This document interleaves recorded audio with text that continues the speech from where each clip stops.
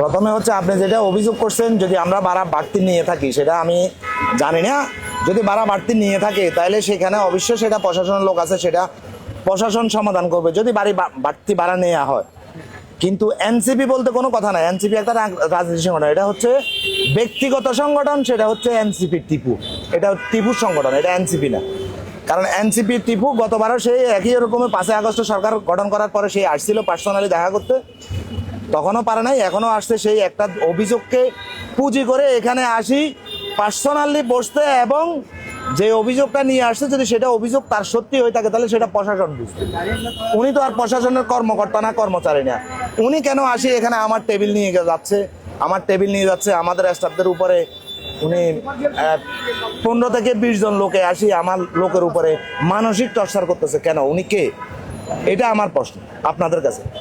15 থেকে 20 জন কাউন্টারে একজন ডিডি প্রাপ্ত লোকের উপর 15-20 জন লোকে মানসিক টর্চার করতে পারে? কেন টর্চার করতেছে? তাতে যে অভিযোগগুলো আপনারা কি মিথ্যা দাবি করছেন? অবশ্যই সেটা মিথ্যা।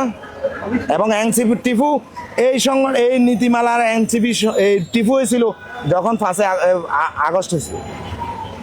আজকে টিপু সেটা কেন বলতেছে যে এটা সিন্ডিকেট? এই সিন্ডিকেট তো টিপু নিজে করে দিছে। কেন করে দিছে টিপু?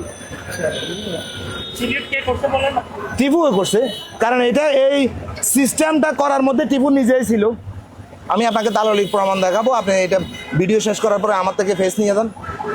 কিন্তু একটা ওই যে রসিদ দেখাচ্ছে, হ্যাঁ। 4000 টাকার ভাড়া নির্ধারিত থাকলেও হ্যাঁ, কোথায় 4000 টাকা ভাড়া নির্ধারণ আছে? একটা রসিদ দেখাচ্ছে তারা। কোন জায়গার ভাড়াটা 4000 টাকা নির্ধারণ? আমাকে সেটা এক্সপ্লিসিটলি বলতে হবে যে এই জায়গার ভাড়াটা 4000 টাকা, আমাকে সেটা বলেন আপনারা। কারণ আপনাদের মধ্যে কি ভাড়া বেশি নেওয়া হচ্ছে না, এমনটা কি আপনারা বলছেন? অবশ্যই আমরা ভাড়া বেশি নিচ্ছি না, সেটা হচ্ছে হয়তো 1 বছর আগে যে নীতিমালা করে দিছে, এখন আসি 2024-এ হয়েছে সেটা, এখন আসি 2026, হয়তো আগের রেটের চাইতে এখন 500-700 টাকা বেশি নেওয়া হচ্ছে। কিন্তু সেটা সমন্বয় করতে হলে আবার বসতে হবে, প্রশাসন লাগবে। আমি তো কারোর রাজনীতিক সত্য ছায়া চলি না, আমি কারোর রাজনীতিকের ছায়া চলি না যে আমি এখানে তার আন্ডারে নিয়ে বসতে হবে, তার সাথে পার্সোনালি দেখা করতে হবে। কেন? পার্সোনাল কে বসতে যাচ্ছে? টিপু বসতে যাচ্ছে পার্সোনাল। কেন? আমি গতবারে বসছি এনসিপির নেতা, সে সাংগঠনিক সম্পাদক চট্টগ্রাম মহানগর, কেন আমি তার সাথে পার্সোনালি বসবো রে ভাই? আমি অতীতে চট্টগ্রাম মেডিকেলে অ্যাম্বুলেন্স সেবা যত বছর দিয়ে আসছে, কেউ বলতে পারবে না আমার অতীতে যারা নেতৃত্ব দিয়ে আসছে কাউকে 1 টাকা চাঁদা দিছে এবং 1 টাকা চাঁদা নিছে। এখনো আমি কাউকে 1 টাকা চাঁদা দিব না এবং কারোর সাথে পার্সোনালি বসবো না। সেটার একমাত্র ক্ষমতা আছে যদি বসতে চায় তাহলে নীতিমালা, আমরা 2017 সাল থেকে আমরা চাই একটা নীতিমালা হয়ে যাক, একটা রেট হয়ে যাক সরকারের কাছে। আমরা এটা 2017 সাল থেকে দাবি জানাচ্ছি, আমরাও চাই সেটা। ওনারা চাইবে কেন? এটা তো আমাদের দাবি।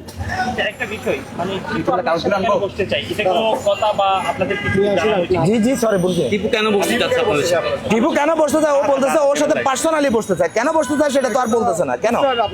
এখন বসতে চাই নাই বিদায় আজকে সে আসি গাড়ি বন্ধ করে দিচ্ছে। পার্সোনালি বসি নাই বিদায় সে আজকে গাড়ি বন্ধ করেছে। 2 ঘন্টা গাড়ি বন্ধ ছিল, 2 ঘন্টা পরে আমি এখন সার্ভিস চালু করছি। আপনাদের মতে কি মানে টিপুর সাথে বসতে চাঁদা দাবি করবে? এটা তো সে যা ভালো জানে। কেন তার সাথে পার্সোনালি বসতে হবে? সে কে? আইন শৃঙ্খলা বাহিনী ছাড়া যে উনি এককভাবে আসছে, তাহলে এটার উদ্দেশ্যটা কি? আমি চট্টগ্রাম অ্যাম্বুলেন্স মালিক সমিতির সাধারণ সম্পাদক আমানুল্লাহ চৌধুরী। আমার সাথে বসতে হলে সেটা প্রশাসনের লোক বসতে হবে, আমি কোনো রাজনীতিবিদের সাথে বসবো না।